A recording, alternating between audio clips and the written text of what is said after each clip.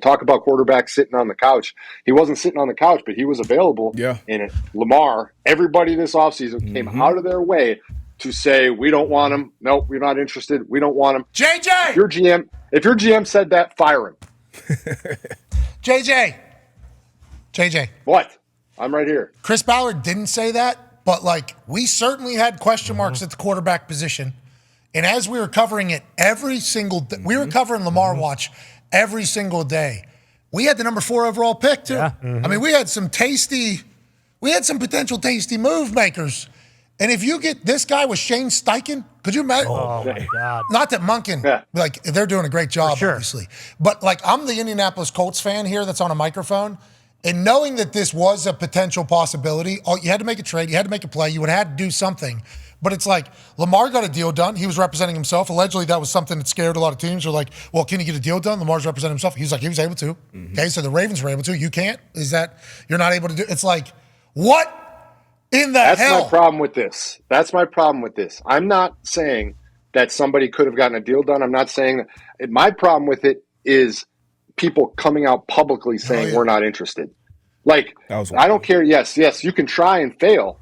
But to come out so publicly and say we are not interested in Lamar Jackson, Lamar, former MVP, currently playing like an MVP again, like, you are a moron if you're not at least sniffing around. Odds-on favorite for the MVP right now. Still, after getting the biggest bank in NFL history, you know, it's like, I think it's because he doesn't have an agent. And I don't want to say that is the reason for everything, but I think that was certainly a part of it where whenever you're cutting out, you know, people's businesses. Yes. And those people happen to know a lot of insiders and GMs, and they do a lot of business with a lot of businesses.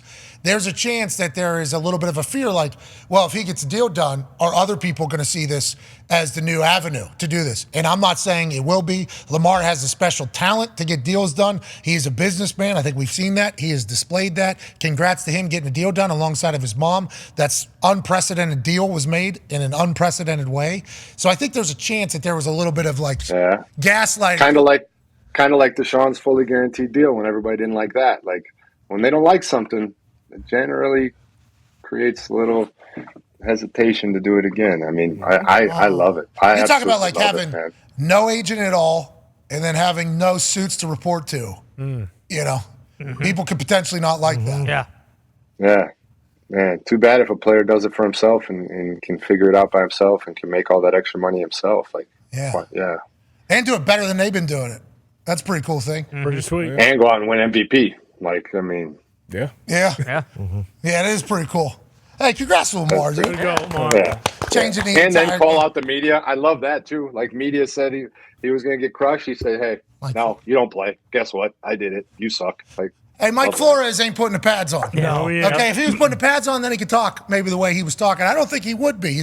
As he was fixing his headband with the do-rag on underneath, I don't think he'd be talking that way. That was like one of the coldest answers of all time. And it's like the stats for Lamar this season versus his MVP season are not the same, but they've been the most dominant team, and he's obviously the driver of that entire offensive squad. You know, it's like the MVP conversation. I don't know if you heard Aaron talking about it the other day.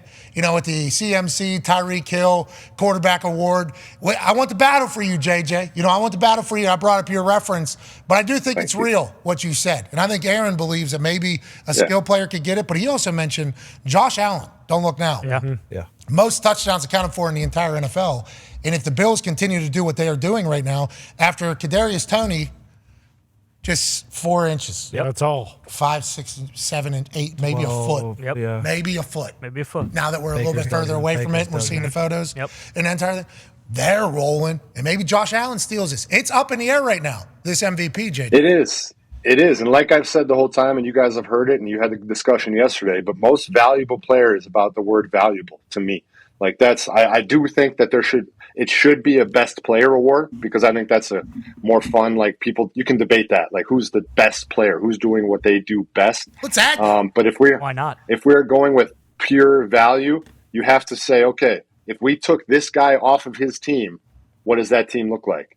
Like, and I think that you take Lamar off of that Ravens team, it is an entirely different team. I do agree. You take Josh Allen off that Bills team, it is an entirely different team. And I don't know if they're anywhere near as successful. I agree with CMC out there in San Francisco, and you take him out of that team, they're not anywhere near as dynamic. But I also think that team is going to be pretty damn. That's why I say the quarterback is the position that matters the most, because you take that guy out of it.